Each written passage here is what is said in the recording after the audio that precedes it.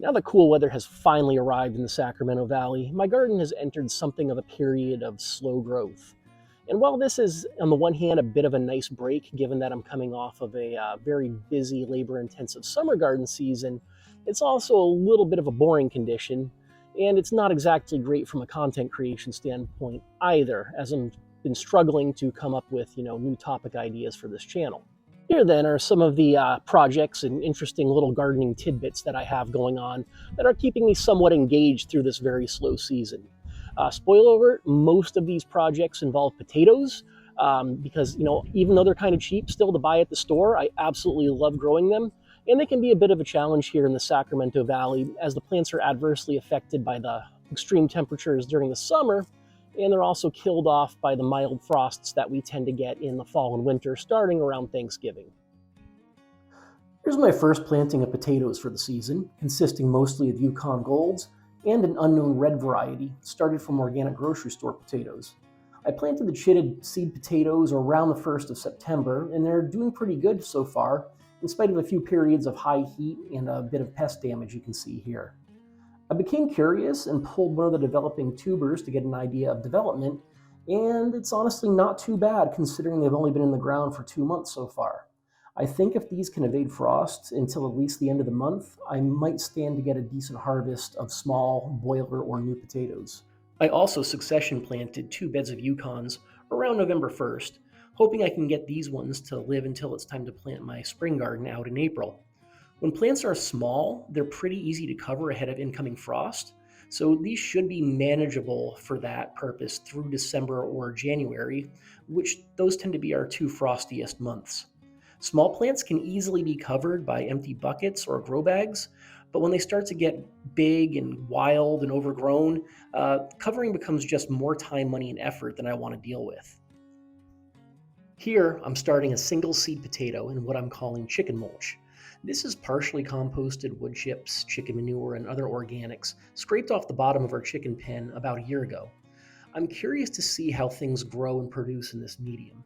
So I'm just going to cover up with some extra chicken mulch. And then on top of that, just to be on the safe side, I'm going to add a generous quantity of all-purpose fertilizer. And hopefully, I'm leaving this in a sunny spot right up next to our house, which should buck the frost quite a bit. It would be kind of cool if I could grow potatoes in something other than soil. Here, I'm going to give a second try to planting potatoes from true seed. This here is a variety called Clancy, and it's offered by Botanical Interests. And I had some limited success with these last year, but they were killed off by frost after only about 60 days. The tubers I was able to harvest were excellent eating. They're small fingerling potatoes, nice, real creamy texture. These are more about the novelty than anything else. At about 37 cents per seed, it's not exactly an economical way to grow potatoes. As you can see, the seeds come in a clay coating for easier handling, and the instructions don't recommend sowing these directly outside and starting indoors, so I'm going to be actually starting them under my grow lights in these biodegradable starter pots here. And while I'm already starting seeds, I'm also going to sow a few tomato plants. Why sow tomatoes in November? Well, I want to gauge their growth rate under my specific grow light setup to determine when I need to start them if I want to transplant foot-tall tomatoes around the 1st of April.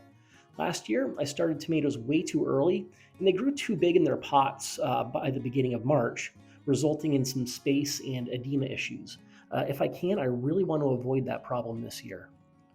A while back, I uploaded a video on biodegradable starter pots, their pros and cons, and when to use them, and also the different types available. A new to me option are these plant fiber-based non-peat pots offered by an outfit called Back to the Roots. So in August, I planted out some late season squash that I started in a larger version of this kind of pot to see how they compare to peat pots. And after 3 months, there's actually no trace of the starter pot to be found.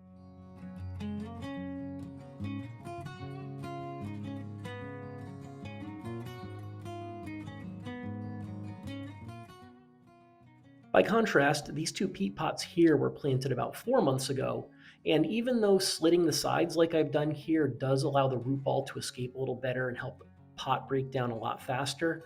There's still a lot of pot left, whereas the Back to the Roots pot was completely decomposed without a trace.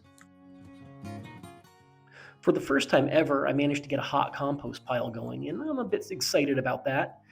This here is all a mix of mulch and straw from our chicken coop, along with plenty of chicken manure, of course, and lots of kitchen scraps.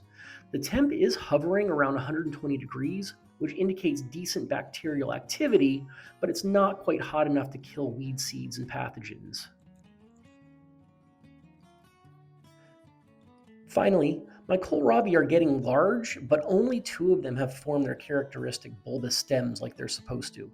Now, I've read that kohlrabi is good eating even when it doesn't bulb, but I actually decided to try one of the successful plants first just to get a baseline for if I like it enough at all to bother with the unsuccessful ones. So I sauteed one of the plants down, leaves and all, into a sort of hash here with kielbasa, and honestly, it was absolutely delicious. I'm definitely going to be adding something like this to our regular dinner rotation. All right, that's really all I have for today. Like I said, there's just not a ton going on in the garden, even though, I can grow stuff year round. So until next time, let's hope it all doesn't die.